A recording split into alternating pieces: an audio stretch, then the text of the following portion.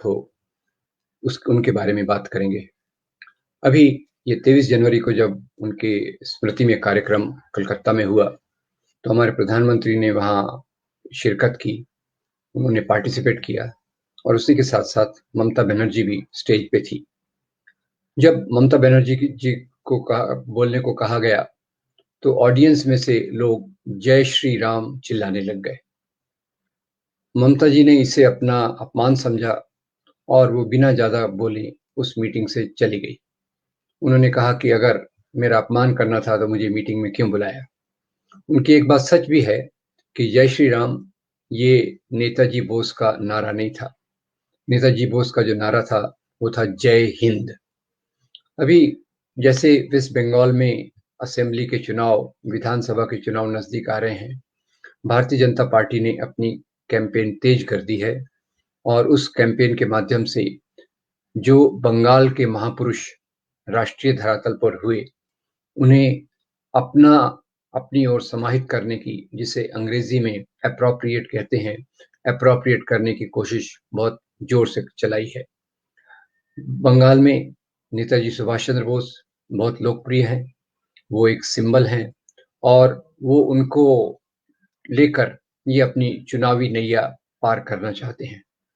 जहाँ इसी दिन उन्होंने एक डिक्लेरेशन दिया कि नेताजी बोस का जन्मदिन पराक्रम दिवस के रूप में मनाया जाएगा, तो ममता ने उसके जवाब में कहा कि ये दिन हम देश नायक दिवस के रूप में मनाएंगे। तो खैर ये तो सतही बात हो गई।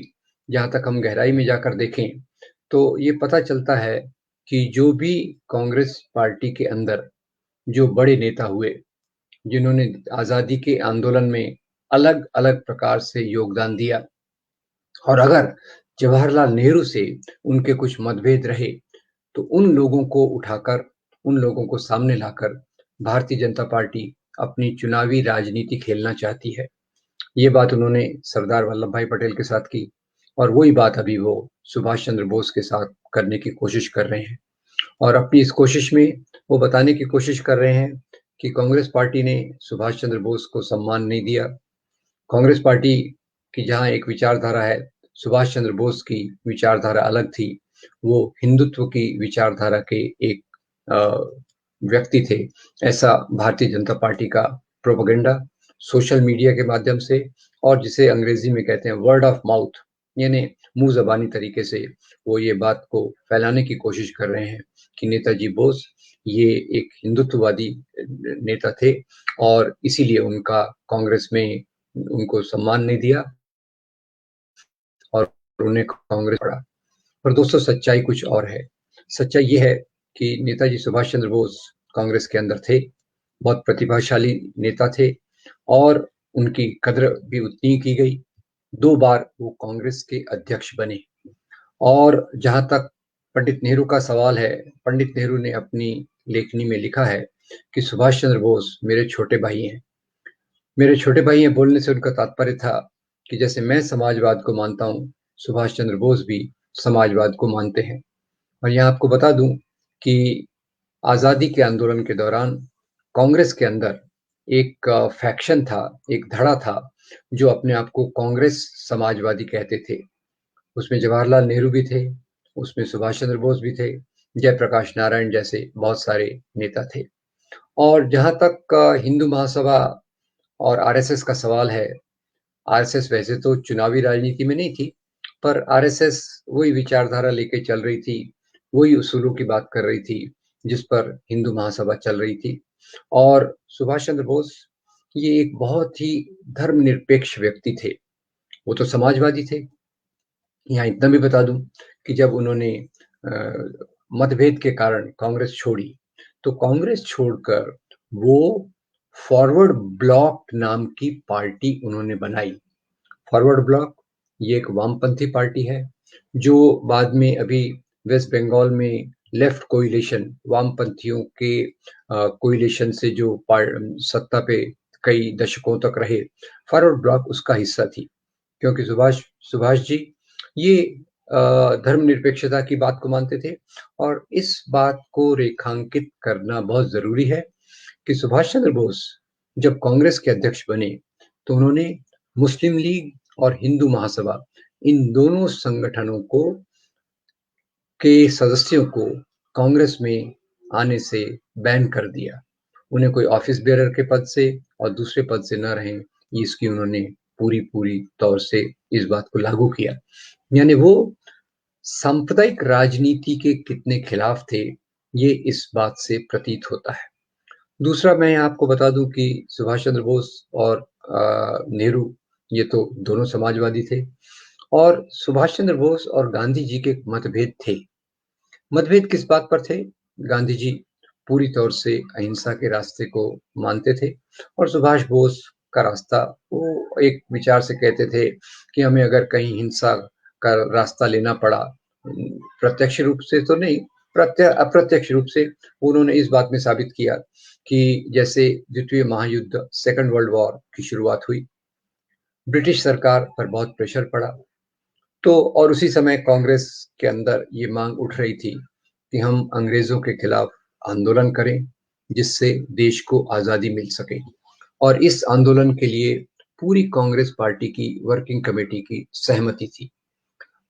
सुभाष चंद्र बोस इस समय कह रहे थे क्योंकि ब्रिटिश हमारे दुश्मन हैं और जर्मनी और जापान ब्रिटेन के दुश्मन हैं, तो हमने जर्मनी और जापान से समझौता करके ब्रिटिशों पर प्रेशर डालना चाहिए। तो एक टैक्टिकल डिफरेंस था भारतीय कांग्रेस पार्टी और सुभाष चंद्र बोस। ये दोनों भारत को आजाद कराना चाहते थे, पर दोनों के रास्ते में क्या फर्क था? महात्मा गांधी और पूरी कांग्रेस की जो सेंट्रल कमेटी थी उस समय, सरदार पटेल उसमें महत्वपूर्ण थे। ये चाहते थे कि एक जन आंदोलन के माध्यम से ब्रिटिश पर प्रेशर डाला जाए ताकि वो भारत को आजादी दें। और सुभाष चंद्र बोस यहाँ एक दूसरे रास्ते पर जर्मनी और जापान इनसे समझौता करके ब्रिटेन से एक सत्ता हथियाने के लिए, एक सत्ता उनसे प्राप्त करने के लिए एक आक्रामक रवैया अख्तियार कर रहे थे। तो जहां तक भारत की आजादी का सवाल है, दोनों में कोई मतभेद नहीं था। जहां तक समाजवाद का सवाल है, नेहरू सुभाष चंद्र बोस में कोई मतभेद नहीं था। तो मतभेद वो बाद में भी जैसे देखें, उनका मुख्य मतभेद जो था वो हिंदू महासभा से था। उस समय आरएसएस तो वैसे भी अलग तरीके से काम करती है, वो चुनावी राजनीति में नहीं आती। अभी आज तो उनकी चुनावी राजनीति का भाग भारतीय जनता पार्टी के रूप में है, उस समय हिंदू महासभा के रूप में वो सक्रिय थे। सुभाष चंद्र बोस ने तो जो श्यामा प्रसाद मुखर्जी, जो वेस्ट बंगाल के एक बड़े लीडर थे, जब वो हिंदू महासभा को का गठन बंगाल में करना चाहते थे, तो सुभाष चंद्र बोस ने उनका पूरा विरोध किया। जहां तक कांग्रेस के साथ सवाल है, अब यहाँ 3 त्रिकोण हमको देखना पड़ेगा। एक तो जब 1942 में महात्मा गांधी के नेतृत्व में कांग्रेस ने क्विट इंडिया का कॉल दिया, तो उस कॉल के समय 3 प्रवाह हमको देखने मिले। एक तो राष्ट्रीय कांग्रेस के माध्यम से एक बड़ा जन आंदोलन जिसने ब्रिटिश सत्ता को हिला दिया। दूसरा, उस समय हिंदू महासभा और के लोग जो थे वो अंग्रेजों की मदद कर रहे थे। अंग्रेजों की मदद कैसे कर रहे थे? सावरकर कह रहे थे कि अभी हमें मिलिट्री में जाना चाहिए, मिलिट्री में शामिल होना चाहिए ताकि ब्रिटिश की सत्ता मजबूत हो। ब्रिटिश उस समय जर्मनी और जापान के साथ युद्ध में थे, एलाइज एंड एक्सिस पावर जिसको अंग्रेजी में कहते हैं, तो अंग्रेज एलाइज के साथ थे, तो अंग्रेज लड़ रहे थे जर्मनी और जापान के खिलाफ। तो सावरकर ने कहा कि अंग्रेजों की मदद करने के लिए हमें मिलिट्री में जाना चाहिए और सैनिकीकरण करना चाहिए, और जो भी उनके रिक्रूटमेंट सेंटर होते थे उसमें सावरकर ने बहुत बड़ी मदद की। अब यहाँ त्रिकोण देखिए, एक तरफ कांग्रेस जन आंदोलन के माध्यम से ब्रिटिश सरकार पर दबाव डाल रही है, दूसरी तरफ हिंदू महासभा जो हिंदू राष्ट्रवाद की प्रतीक है वो ब्रिटिश को मदद कर रही है, और तीसरी तरफ सुभाष बोस ये सिंगापुर में बेस बनाकर आजाद हिंद फौज, इंडियन नेशनल आर्मी की स्थापना करते हैं, और ये इंडियन नेशनल आर्मी ये ब्रिटिशों के खिलाफ लड़ रही है। तो आज जो हिंदुत्ववादी नेता हैं वो वही काम कर रहे थे जो सुभाष बोस की नीति के पूरा विरोध था, पूरे विरोध में था। सुभाष बोस ब्रिटिश पे लड़ रहे हैं और हिंदुत्ववादी नेता ब्रिटिश को मदद कर रहे हैं। ये एक देखने लायक बात है। दूसरी बात इसमें जो ख्याल करने वाली ये है कि सुभाष बोस का भले ही कांग्रेस से मतभेद था, गांधी से मतभेद था, फिर भी वो मानते थे कि गांधी इस देश के राष्ट्रपिता हैं और ये बात उन्होंने अपने पत्र में भी लिखी और रंगून से जो उन्होंने रेडियो ब्रॉडकास्ट किया उसमें भी लिखी। उस पत्र में भी उन्होंने महात्मा गांधी को राष्ट्रपिता के रूप में संबोधित किया और इसी के साथ-साथ उनकी जो आज़ाद हिंद फौज थी, इंडियन नेशनल आर्मी थी, उसमें 2 ब्रिगेड्स ऐसी थी, 3 ब्रिगेड्स के नाम मैं बताऊँगा। एक ब्रिगेड, पहली ब्रिगेड का नाम था गांधी ब्रिगेड, दूसरे का नाम था नेहरू ब्रिगेड और तीसरे का नाम था मौलाना आज़ाद ब्रिगेड। तो ये एक जब आज एक प्रोपेगेंडा किया जा रहा है कि सुभाष बोस ये कांग्रेस के खिलाफ थे, नेहरू के खिलाफ थे, गांधी के खिलाफ थे, कांग्रेस ने उनका सम्मान नहीं किया। याद रखिए कि सुभाष बोस की आर्मी के जो ब्रिगेड थे, उनके नाम गांधी, नेहरू और मौलाना आज़ाद के नाम पर थे, जो उस समय कांग्रेस के बहुत बड़े लीडर थे।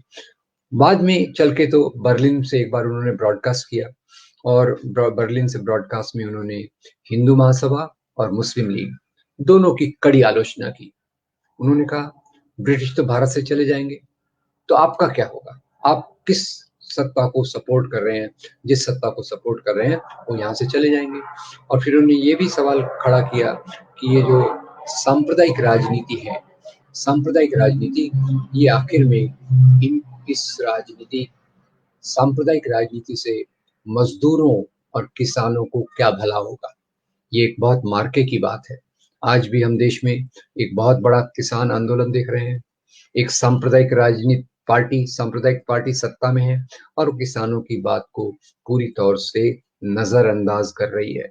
इसी सांप्रदायिक पार्टी ने ऐसे लेबर रिफॉर्म्स लाए जो मजदूरों के हितों के खिलाफ हैं और ये बात सुभाष बोस ने उस समय देखी थी और अपनी ब्रॉडकास्ट में उन्होंने सांप्रदायिक राजनीति मुस्लिम लीग जो कर रहे थे, जो हिंदू महासभा कर रही थी, जिसकी विचारधारा आरएसएस है, उसको ये मुख्य रूप से कहा कि ये राजनीति जो है, ये देश के लोगों की भलाई की राजनीति नहीं है। तो आज हैरानी की बात यह है कि आज वही ताकतें जो सुभाष चंद्र बोस के समाजवाद के विरोध में हैं, क्योंकि सुभाष चंद्र बोस पब्लिक सेक्टर के लिए थे, समाजवाद के लिए थे। तो समाजवाद को अगर आप माने पीपल्स वेलफेयर, तो पीपल्स वेलफेयर के खिलाफ चलकर यहाँ शिक्षा का निजीकरण हो गया है, स्वास्थ्य का निजीकरण हो गया है और जो भी हमारे पब्लिक सेक्टर कंपनीज थी, पब्लिक सेक्टर जो फैसिलिटीज थी, उनको एक के बाद एक निजी पूंजीपतियों के हाथ में बेचा जा रहा है और उसके कारण ये आम लोगों की पहुंच से बाहर हो रहे हैं। तो मैं तो इतना कहना चाहूंगा कि अगर सांप्रदायिक राजनीति का विरोध किसी ने सबसे ज्यादा किया हो तो वो सुभाष चंद्र बोस थे और यही सुभाष चंद्र बोस एक और बहुत महत्वपूर्ण बात कहते हैं। वो ये बात ये है कि आज जैसे मुसलमानों के खिलाफ नफरत फैलाई गई है, लगातार दंगे करवाए गए हैं, गाय के नाम पर, लव जिहाद के नाम पर, घर वापसी के नाम पर, तो सुभाष बोस यहाँ हिंदू मुसलमान दोनों को बराबरी का नागरिक मानते थे। उनकी लेखनी में आपको मिलेगा, एक जगह वो लिखते हैं कि मुसलमान राजा यहाँ आए, उन्होंने राज किया, यहाँ के लोगों से हिल मिल गए। और ये भी वो कहते हैं कि ये सभ्यताओं का जो मेल जोल है उसमें मुसलमानों ने यहाँ की चीज़ों को स्वीकार किया और यहाँ के लोगों ने मुसलमानों के बहुत सारी चीज़ों को स्वीकार किया। तो जिसको सिंक्रेटिक कल्चर कहते हैं, मिली जुली सभ्यता संस्कृति कहते हैं, सुभाष बोस उसके भी एक बहुत बड़े हामी थे। तो मोटे तौर पर हम जब देखते हैं तो आज जो राजनीति हो रही है वो पूरी आज जो राजनीति हो रही है सांप्रदायिक तत्वों द्वारा, वो पूरी तौर से सुभाष चंद्र बोस के सिद्धांतों के खिलाफ है। फिर भी अपने चुनावी लाभ के लिए, क्योंकि वेस्ट बंगाल में सुभाष बोस एक बहुत बड़े प्रतीक हैं, सही रूप से एक बड़े प्रतीक हैं, वो आजादी के पूरे भारत में एक बड़े प्रतीक हैं, तो उनके नाम के पीछे छिपकर ये अपनी चुनावी राजनीति को मजबूत करना चाहते हैं। मैं उम्मीद करता हूं कि हम सब लोग सुभाष बोस से प्रेरणा लेकर अपने देश की भलाई के लिए, हिंदू मुस्लिम एकता के लिए, मजदूर किसानों के हितों को मजबूत करने के लिए सामने आएँगे और वो ताकतें जो केवल उनके नाम का इस्तेमाल करना चाहती हैं, उनके विरोध में खड़े होकर एक अच्छा संदेश, एक अच्छा भविष्य बनाने के लिए हम देश में आएँगे, ऐसी मैं उम्मीद करता हूँ। तो सुभाष बोस चंद्र बोस जी को अपनी आदरांजलि देकर हम उनसे क्या सीखें, ये हमारे लिए बहुत महत्वपूर्ण बात है और आज ये सीखने की ज़रूरत है कि सांप्रदायिक ताकतों को देश की चुनावी राजनीति में जगह नहीं दी जाना चाहिए। उनके कांग्रेस के अध्यक्ष के बनने के बाद उन्होंने जो निर्णय लिया कि सांप्रदायिक लोगों से कांग्रेस को दूर रखेंगे, सांप्रदायिक लोगों को इसमें नहीं आने देंगे, वही हमारा सिद्धांत होना चाहिए कि हम कुछ भी हों, हमारी जो भी राजनीति हो, हम सांप्रदायिकता जो धर्म के नाम पे राजनीति करती है, उससे कोई समझौता ना करके हम एक भारतीय संविधान के आधार पर अपने देश को आगे विकसित करेंगे। आप लोगों का बहुत धन्यवाद। मैं उम्मीद करता हूँ कि हमारा कार्यक्रम आपको पसंद आता है। इसके बारे में फीडबैक ज़रूर दीजिए, जिससे हम अपने कार्यक्रम को और बेहतर बनाने की कोशिश करेंगे। Thank you very much.